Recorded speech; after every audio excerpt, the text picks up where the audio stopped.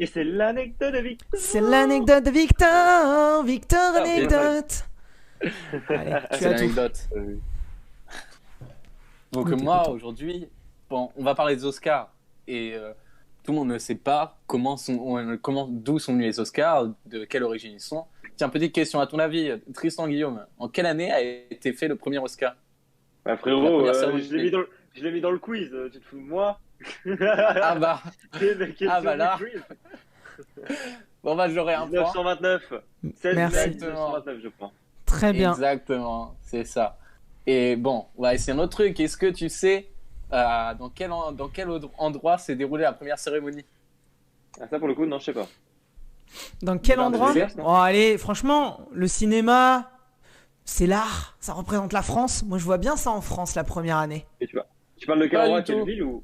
Pas du Bah, tout. pas du tout. Déjà, c'était à Los Angeles et en plus, c'est à l'Hollywood Roosevelt Hotel. D'accord, très bien. Hôtel. Ok. Donc, je vais vous parler des Oscars. Donc, l'Academy of Motion Picture Art and Science, AMPAS, association dédiée à la promotion et à la préservation mondiale du cinéma, a initialement été créée le 11 mai 1927 par Louis B. Mayer, alors patron de Metro Goldwyn Mayer, MGM, que vous connaissez tous, pour son fameux lion. Dans le but Ah de oui. promouvoir les productions des studios, établir une feuille de route dans le financement et la distribution des longs métrages sur le sol américain et aider à la médiation dans les conflits sociaux. Selon les règles 2 et 3 du règlement actuel, un film peut être nommé aux Oscars s'il est sorti en salle dans le comté de Los Angeles en Californie entre le 1er janvier et le 31 décembre de l'année précédant la cérémonie. Et le film doit durer au moins 40 minutes, sinon il est dans une autre catégorie, la Court-métrage. catégorie court-métrage, exactement. Ah, d'accord. L'élection des gagnants s'organise par concurrence sur 2 tours de scrutin. On élit d'abord les nominés, et puis après on élit le vainqueur. C'est par qui c'est élu? Par les membres de l'Academy of Motion Picture Art and Science, donc j'ai cité précédemment. Et la première cérémonie a été présidée par Douglas Fairbanks le 16 mai 1929, comme tu l'as précisé, à l'Hollywood Roosevelt Hotel à Los Angeles. Et ça avait réuni à l'époque que 270 personnes. Une toute petite cérémonie. Et la Incroyable. cérémonie Ah oui, n'est au d'accord. départ pas faite pour durer. La première soirée se clôt en 10 minutes et la place coûte presque que quelques dollars. Seulement pour la place. Honnêtement, j'aurais bien aimé payer quelques dollars pour assister à une cérémonie des Oscars. Ça m'aurait plu. J'avoue. Ça, je te C'est le l'accorde. film muet, Les Ailes de William A. Wellman, mélodrame aérien sur fond de premier conflit mondial, qui remporte le tout premier trophée du film. Avant 1934, la statuette n'a pas de nom. Elle n'est qu'une récompense professionnelle intitulée l'Academy Award of Merit. À l'époque, on le surnomme aussi le Trophée d'or ou l'Homme d'acier ou encore la Statue du Mérite. Donc là, c'est pour l'histoire des Oscars. Et durant sa longue histoire, puisqu'elle a débuté en 1929, il y a eu beaucoup d'anecdotes. Et je vais vous en livrer certaines. Tout d'abord, durant la 6e cérémonie des Oscars, Walt Disney utilise pour la première fois le terme Oscar. C'est lui qui deviendra le nom de cette cérémonie de récompense, auparavant appelée Academy Award, en référence à l'Académie. Durant la 7e cérémonie des Oscars, en 1935, Claudette Colbert est la première française naturalisée américaine à remporter l'Oscar de la meilleure actrice pour son rôle dans New York, Miami de Frank Capra.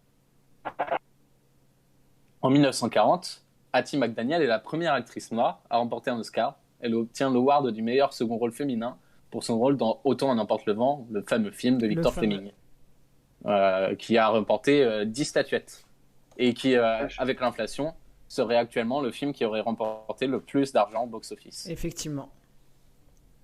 Il serait devant Endgame, tout simplement, Autant en emporte le vent. Devant Avatar.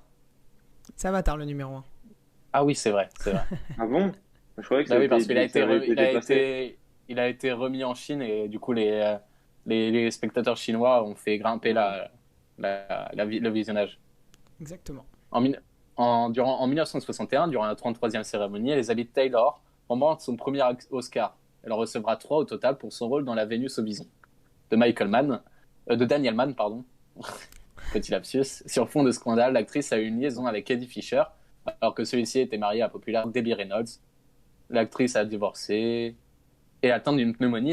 Elizabeth Taylor gagne la sympathie des spectateurs après l'avoir perdue à cause d'adultère. Et c'est seulement le souffle court, tout juste guéri de sa pneumonie, que l'actrice monte sur scène pour récupérer sa récompense. En 1964, c'est Sidney Poitier qui est pour son rôle dans Le Lys des Champs de Ralph Nelson et qui est le premier comédien noir à recevoir l'Oscar du meilleur acteur. Et ce n'est que 38 ans plus tard qu'un autre acteur noir recevra cette même récompense en 2001. À votre avis, qui? Je vois bien un Morgan Denzel Freeman. Washington. Ah non, Morgan Freeman. Morgan Freeman. Exactement, Denzel Washington pour Training Day. Ah, je suis un crack. Bien vu. Bien vu, Guilain, bien vu.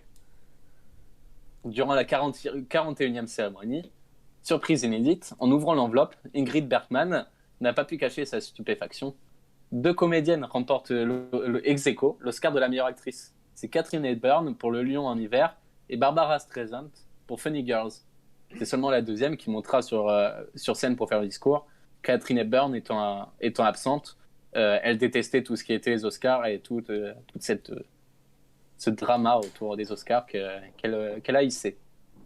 Durant la 45e cérémonie, en 1973, l'Oscar du meilleur acteur est décerné à Marlon Brando pour son rôle dans Le Parrain de Francis Ford Coppola. Ce n'est que pas le comédien qui se présente sur scène, mais l'activiste Cheyenne Littlefaze. Je représente Marlon et qui dit « Je représente Marlon Brando ce soir. Il m'a demandé de vous dire qu'il regrette de ne pas pouvoir accepter cette généreuse récompense. La raison, le traitement des Indiens d'Amérique par l'industrie du cinéma. » Plus tard, elle commentera ce moment ainsi « John Wayne était prêt à me faire sortir de la salle à tout moment. » John Wayne qui présidait la cérémonie à cette fois-là. Et ces coups d'éclat politiques, de revendications politiques, c'est le premier qu'il y a eu à la cérémonie des Oscars, car on voyait l'ambiance et l'engouement grandissant pour cette cérémonie permettait d'avoir une scène, une voix à porter. Et c'est justement durant la 45e cérémonie des Oscars que... non, pardon, autant pour moi. Dans la... Excusez-moi, je me perds dans mes notes. Il n'y a pas de problème, monsieur. Ah voilà, c'est dans la 65e cérémonie des Oscars qu'un autre événement marquant verra être vu. Quand l'Oscar du meilleur montage est remis, Suzanne Sarandon et Tim Robbins ont profité de la tribune qui leur a été offerte par la cérémonie pour interpeller sur le traitement des séropositifs en Haïti. Ce qui n'a pas vraiment plu à l'Académie, qui les a bannis à vie. Enfin, vache. Ah ouais. Mais ils sont cependant, Suzanne Sarandon a quand même est revenue 3 ans plus tard, puisqu'elle a été nommée pour l'Oscar de la meilleure actrice. Et Tim Robbins n'est revenu qu'en 2004, quand il a été nommé pour l'Oscar du meilleur acteur dans un second rôle. Et lors de la même soirée, en 2004, Richard Gere a également abordé un sujet politique qui lui tient à cœur, l'invasion de la Chine au Tibet. Et, il est venu avec le Dalai Lama en personne à la cérémonie des Oscars. Il a été banni immédiatement. Mais rien n'explique pourquoi l'acteur a finalement pu assister à la cérémonie en 2003 ou encore en 2013. Okay. C'est une scène vraiment qu'on peut laisser aux gens. Ok. Durant la 67e cérémonie des Oscars, en 1994, Tom Hanks est le premier acteur à recevoir 2 années d'affilée l'Oscar du meilleur acteur, en 94 pour Philadelphia et en 95 pour... exactement. Bien vu. Et en 1999, il est encore nommé pour le film Il faut sauver le soldat Ryan, dont on parlait précédemment. Mais qui l'emporte en 1999? Petite idée? 99. L'Oscar du meilleur acteur. Star Wars 1. Bah non, du coup. Un acteur européen. Putain, C'est vague quand même. Il n'y aurait pas un Tarantino qui est sorti cette année-là? Non. Un acteur européen qui a joué dans le film qu'il a réalisé. Le film a gagné l'Oscar du meilleur film. Un mec genre Mel Gibson? Ouais, c'est ce que j'allais dire, Non. Mel Gibson. Là. Non, j'avoue, je l'ai pas. Film italien, peut-être. Film italien. Là, j'ai pas. Roberto Benigni, La vie est belle. D'accord. Vous l'avez pas vu? Du tout. Non, pas du tout. Excellent film. Je Moi, connais c'est de un nom, mes- mais jamais vu. C'est un des films qui m'émeut le plus. Je vous encourage fortement à le voir. Très bien. Ok. Pourquoi pas? Petite anecdote sur notre cher James Cameron, qui durant la 70e cérémonie des Oscars en 98 a crié au moment de la remise « Je suis le roi du monde !» durant la cérémonie des Oscars, puisque le film Titanic venait de sortir et venait de rafler 11 Oscars. Tous, sauf celui du meilleur acteur pour Leonardo DiCaprio.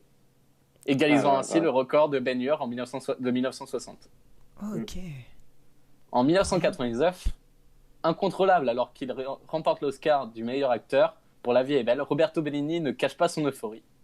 Il grimpe sur les sièges rouges de Dorothy Chandler avec l'aide de Steven Spielberg et lève le poing haut, puis saute de siège en siège pour rejoindre l'allée qui l'amène à la scène. Ouais. Incroyable. Durant la 72e cérémonie en 2000, un moment étrange sur le tapis rouge, Angelina Jolie embrasse à pleine bouche son frère James Haven, qui Ah oui, l'accompagne. Lors de son discours de remerciement pour l'Oscar de la D'accord. meilleure actrice dans un second rôle pour Une vie volée de James Mangold, dont on avait parlé dans une précédente émission sur la Talk Show TV. J'en avais parlé, Une vie volée. Elle déclare: je suis choquée, je suis en plein amour pour mon frère actuellement. Il m'a pris dans ses bras et il m'a dit qu'il m'aimait et je sais ce qu'il est heureux pour moi. Des C'est pratiques trop assez chelou, communes, ça. peut-on Ouais. dire, aux États-Unis. Scandaleux. Ouais, effectivement. Ouais. C'est Particulier. Alors, 84e cérémonie des Oscars. Là, on arrive en 2012, on en parlera après.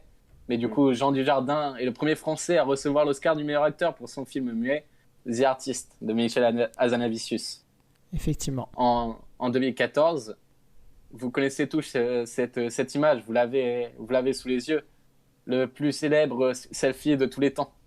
Si seulement les bras de Bradley Cooper avaient été plus longs.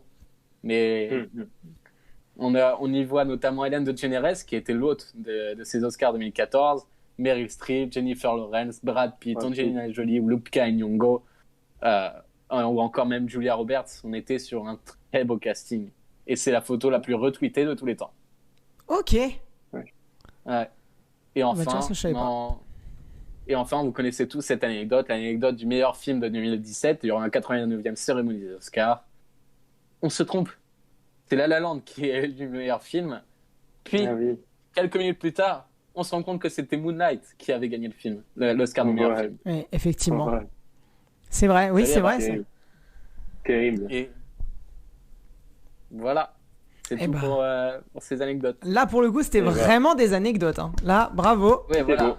Là, on était vraiment sur de la pure anecdote. Hein.